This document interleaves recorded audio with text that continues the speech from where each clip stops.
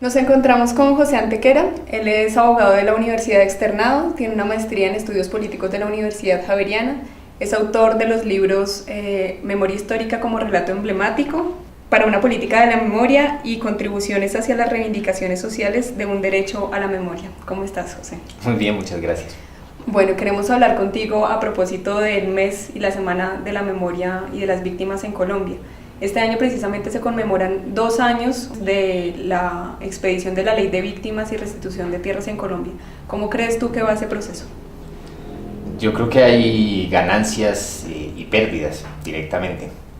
que se deben al hecho de cómo fue establecida esta ley. La Ley de Víctimas en Colombia es básicamente, creo que, uno de esos logros del movimiento social que terminó siendo más bien delineado por los partidos hegemónicos en Colombia, más que por ese movimiento social que la promovió. Y en ese sentido los balances son de ese mismo tipo. Por un lado, la reparación es absolutamente lenta, al paso en que vamos con la Ley de Víctimas. La reparación va a demorarse muchísimos más años de los que se supone que una política digna debería tener. Probablemente no se va a alcanzar, porque también la Ley de Víctimas es una ley que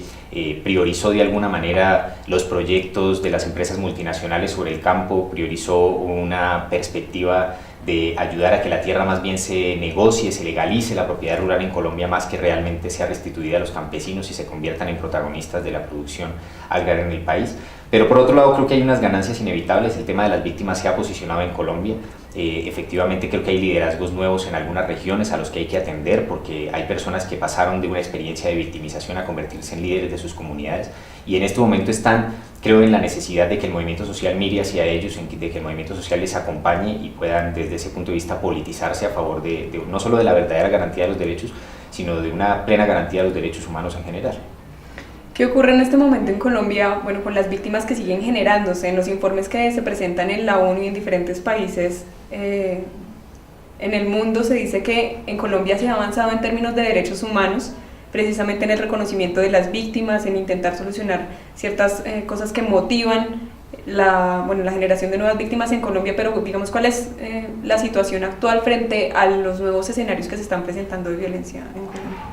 Bueno, lo que hay es básicamente un escenario de muchas contradicciones y de mucha hipocresía, inevitablemente de parte del gobierno nacional. Es decir, en Colombia la victimización no para, no ha frenado de ninguna manera la presencia de los grupos paramilitares, no ha dejado de existir un verdadero control territorial paramilitar en muchos territorios, al tiempo que se emite un mensaje constante de que el reconocimiento de las víctimas en sí mismo es un gran avance en materia de derechos humanos, lo cual tampoco es cierto, porque el reconocimiento de la victimización puede darse en un buen sentido, puede significar verdaderas transformaciones, o puede ser en cambio una manera de, si se quiere, encajar la identidad de muchas poblaciones que son comunidades campesinas, que son comunidades luchadoras, que son comunidades, digamos, que tienen muchas identidades enmarcadas en lo que es la ciudadanía, y reducirla simplemente a la identidad de la victimización. Y yo creo que eso en muchas regiones estamos viendo que se vuelve muy peligroso. Hay muchas personas que están asumiendo que la bandera de la victimización es una bandera que vale más que los argumentos democráticos, y eso se vuelve un tema muy complicado incluso para manejar regionalmente. Luego yo creo que en este momento en el país se quiere en general dar una imagen de progreso, de bienestar, de avance a nivel internacional, y creo que desafortunadamente el hecho de que hayamos naturalizado la violencia ha hecho que eso se dé sobre la base de un argumento inadmisible, y es: ya no tenemos 1000 asesinatos en un mes, sino tenemos 30, entonces por eso esto es un buen país. Lo que quiere decir que es perverso, porque no hemos aprendido siquiera a valorar la vida. Es decir, estamos en la idea de que 30 asesinatos nos hacen un buen país, de que los asesinatos de los líderes de tierras, de que si están asesinando líderes del movimiento Marcha Patriótica y son simplemente 10 y no como en la época de la Unión Patriótica en un mes 700, entonces eso significa que estamos en un país democrático. Y creo que eso es una falacia que además no atiende al hecho de que hay muchas comunidades en las cuales se producen menos asesinatos, porque justamente el control territorial, justamente el asesinato se ha consolidado, justamente hay menos personas desafortunadamente a las que reprimir, y eso es muy triste. Bueno, cambiando un poco de tema, la historia y la memoria son campos en disputa. Esta semana se ha hablado mucho de la Comisión de la Verdad que debe establecerse en el proceso de paz que se está llevando a cabo con las FARC. El gobierno propone que esta Comisión de la Verdad se establezca cuando se haya finalizado la mesa de negociación en La Habana. Las FARC, por otra parte, proponen si plantean la necesidad de desarrollar una comisión de esclarecimiento de la verdad histórica.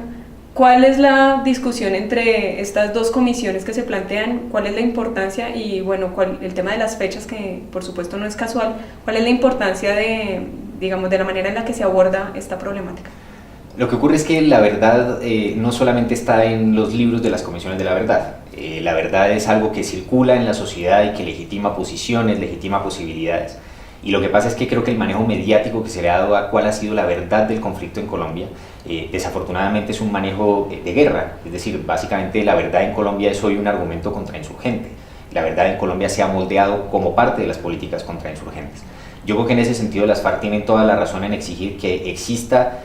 alguna manera de clarificar el tema de las responsabilidades antes de dar la discusión sobre el tema de los derechos de las víctimas, porque efectivamente se corre el riesgo de que eso se convierta en una especie de juicio en contra de las FARC que desconozca el hecho de que el conflicto es conflicto, porque también han ocurrido gravísimas violaciones por parte del Estado, porque justamente han ocurrido crímenes de lesa humanidad por parte del Estado, de la estrategia narco-paramilitar en Colombia, el hecho de las diferentes responsabilidades que tienen partidos políticos, empresas multinacionales, incluso la Iglesia Católica, las diferentes instituciones de nuestro país.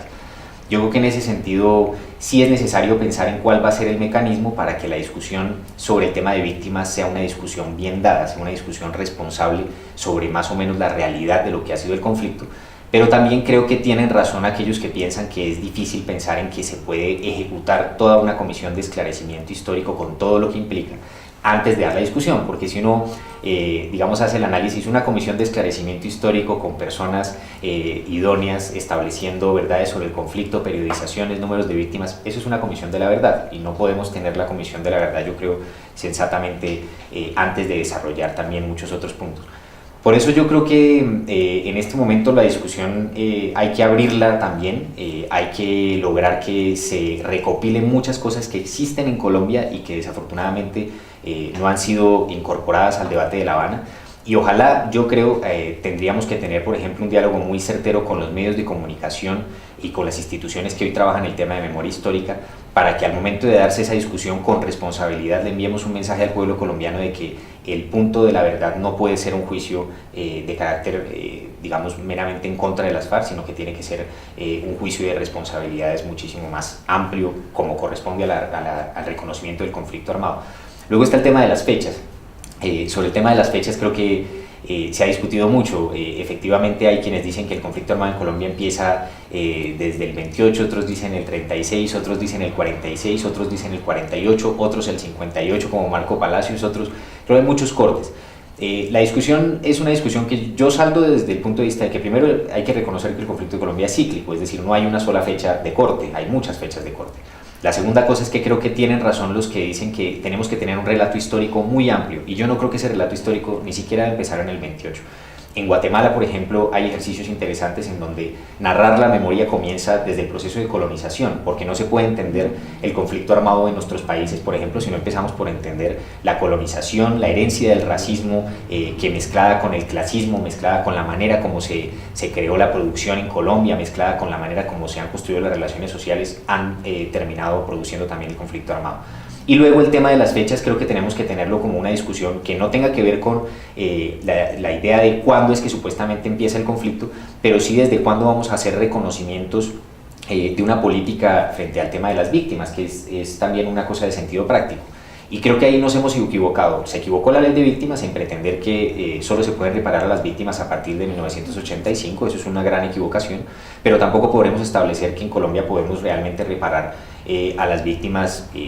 con un tiempo indefinido o demasiado amplio, porque eso sería realmente inviable. Ahora, lo que también es cierto es que no está siendo seria, esa comprensión acerca de que la memoria no se reduce al reconocimiento de las víctimas, es decir, de que el hecho de que yo reconozca la historia larga del conflicto colombiano y al mismo tiempo quizás un periodo para reconocer a quienes han sido afectados por la guerra, por violaciones a los derechos humanos, no tiene por qué significar que al país se le envíe ese mensaje correcto de que la guerra es una cosa de ayer, de que la guerra simplemente empezó o con el surgimiento de las guerrillas o con los procesos en los años 80. Dar esa discusión seriamente creo que se puede perfectamente. Hay mucha gente en Colombia que tiene muy claro digamos, la historia del conflicto, las dinámicas, y creo que lo que está haciendo sí mucho daño es que esto está siendo muy mediatizado. La discusión sobre el tema de la verdad en Colombia es una discusión que se da muy por lo bajo, muy con un interés directo de producir mensajes que incentiven a la gente a más bien apoyar las políticas de guerra y no una política de paz. Bueno, precisamente a partir de eso que dices, el siguiente punto de discusión de la mesa de La Habana va a ser el de víctimas. ¿Cuál es el papel que deben jugar las organizaciones de víctimas, pero además la sociedad colombiana en general, en este punto en la mesa en La Habana y en la construcción de la paz en Colombia? Tienen que jugar un papel muy activo. Yo creo que las víctimas y muchas otras organizaciones y sectores sociales tienen que jugar un papel activo en la discusión sobre el tema de víctimas en La Habana. Sobre el presupuesto de que estamos en la discusión sobre la paz en Colombia, también en la medida en que se ha peleado en Colombia el reconocimiento de los daños que produce la política de guerra. Yo tengo la idea de que si Álvaro Uribe quiso imponer la idea de que en Colombia se podía derrotar a la guerrilla por la vía militar, en gran medida ha influido en el país que el propio gobierno tenga que asumir una política de paz, el hecho de que las víctimas hayan demostrado que aún con esa supuesta victoria, que no sería real, pero aún con esa supuesta victoria, los daños para la población civil en Colombia serían terribles y serían inadmisibles. Esa ganancia tiene que llevarse ahora a que sea el núcleo también del tema de la paz. Pero no solamente creo que se trata de un tema de participación de las víctimas, sino que corresponde a muchos otros sectores sociales. Creo que en este momento no se puede desconocer el trabajo de las organizaciones de derechos humanos que han hecho denuncia e investigación muy importante durante estos años en Colombia. No se puede desconocer el trabajo de otros sectores que no necesariamente reivindicándose como víctimas pues actúan en esta discusión directamente, las organizaciones campesinas, los sindicatos, los estudiantes. Y creo que la discusión hay que darla con esa participación. Ahora, el modo creo que sí es un tema muy complejo porque lo que se discute aquí es quiénes ponen a los voceros de las víctimas, digamos, en función de que representen el universo de víctimas en Colombia. Y creo que eso se puede hacer bien o se puede hacer en cambio muy mal. Se puede hacer imponer la idea de que en Colombia solo eso que llamaban desde la Comisión Nacional de Reparación la víctima promedio, ¿cierto? Este tipo de víctimas que le gustan mucho al gobierno, despolitizadas, que no necesariamente participan de procesos políticos, que pueden reclamarse inocentes frente al conflicto, pero que no participaron de procesos sociales o políticos, etc. Ese tipo de víctimas en el gobierno representan algo que me parece muy válido, que me parece muy importante, pero que no puede desconocer el hecho de que hay unas víctimas en Colombia que representamos, y ahí me incluyo yo también, una apuesta de país, una lucha, y en ese sentido también un discurso que es distinto, que no solamente tiene un carácter reivindicativo frente a la propia experiencia, sino que tiene una perspectiva transformadora, y no solo transformadora, digamos, desde el punto de vista digamos, del status quo dentro de ese marco, sino transformadora más allá. Y también tendríamos que tener una posición allí, porque la discusión sobre el tema de víctimas es una discusión de democracia, es una discusión directamente vinculada con el tema de las garantías políticas, de la democratización. Por demás, yo creo que ahora sería importante también que tanto las FARC como el gobierno dieran unos gestos importantes para abrir ese tema más claramente. A mí me parece que hemos tenido desafortunadamente algunas declaraciones de parte tanto de los voceros del gobierno como de los voceros de las FARC que no han sido buenas en ese sentido. Vamos, que no han dado cuenta de una cosa que creo que está esperando todo el mundo en el país, más allá, digamos, de ese escenario de la sociedad civil organizada, mucho más a favor de la necesidad de que se haga ese reconocimiento y de la necesidad de que la memoria pueda ser fuente y potencia de cambio de este país. Los medios de comunicación han centrado el debate de las víctimas en las responsabilidades que puede tener las FARC en el conflicto político, social y armado que vive el país, pero han de alguna manera desentendido la responsabilidad que tiene el Estado en la realización de ciertos crímenes, también los crímenes de Estado, particularmente en lo que tiene que ver con gobiernos pasados que parece que terminan su gobierno y se desentienden de lo que ha ocurrido en esos periodos de mandato. ¿Cómo podría abordarse esta discusión y cuál es el planteamiento que tienen ustedes como movimiento de víctimas de crímenes de Estado? Yo creo que es muy importante la discusión en general sobre las víctimas de crímenes de Estado en La Habana en este momento. Primero porque las víctimas de crímenes de Estado tenemos archivos, documentación, listados, nombres, pruebas que demuestran que en Colombia han existido políticas de exterminio, de despojo, políticas en contra de la oposición política, políticas en contra de las poblaciones campesinas, de los sindicatos, etc. Políticas dirigidas a que los crímenes de lesa humanidad justifiquen la acumulación de poder. Y yo creo que sin ese elemento no se comprende el conflicto colombiano, sin ese elemento no se comprende la existencia de las FARC, sin ese elemento no se comprende la reproducción del conflicto armado. Y por eso creo que más allá de ser simplemente un capítulo más, debería ser uno de los temas fundamentales. Entre otras cosas porque si el gobierno reconoce el conflicto armado interno, eso debería significar justamente su responsabilidad. Por otro lado, creo que es un tema muy importante porque ya el Movimiento de Víctimas de Crímenes de Estado tiene propuestas que ha elaborado, por ejemplo, sobre una comisión de la verdad que reconozca estos crímenes. Y esas propuestas han sido llevadas a La Habana, han sido de alguna manera comunicadas, transmitidas, y creo que tiene que fortalecerse esa posición. Y eso creo que quiebra en gran medida, como dices tú, justamente el imaginario que han querido imponer los medios de comunicación en Colombia acerca de que los únicos responsables de la violencia en el país son las FARC, que justamente empata con ese relato de quienes dicen que la guerra en Colombia, el conflicto comenzó desde el momento en que un grupo de campesinos decide por su propia cuenta arrebatar el poder por las armas. Un relato que es más bien un cuento de hadas y no atiende para nada a la realidad.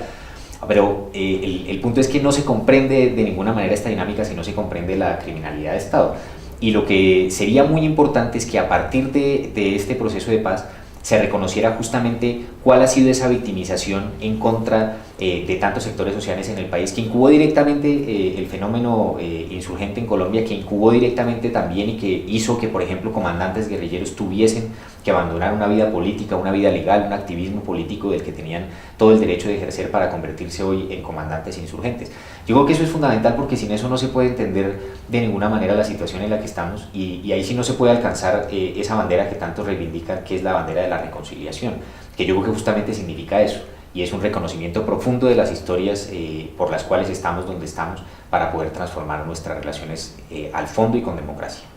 Bueno, muchísimas gracias, José, por tu tiempo. Gracias a ustedes, aquí estamos para lo que necesiten.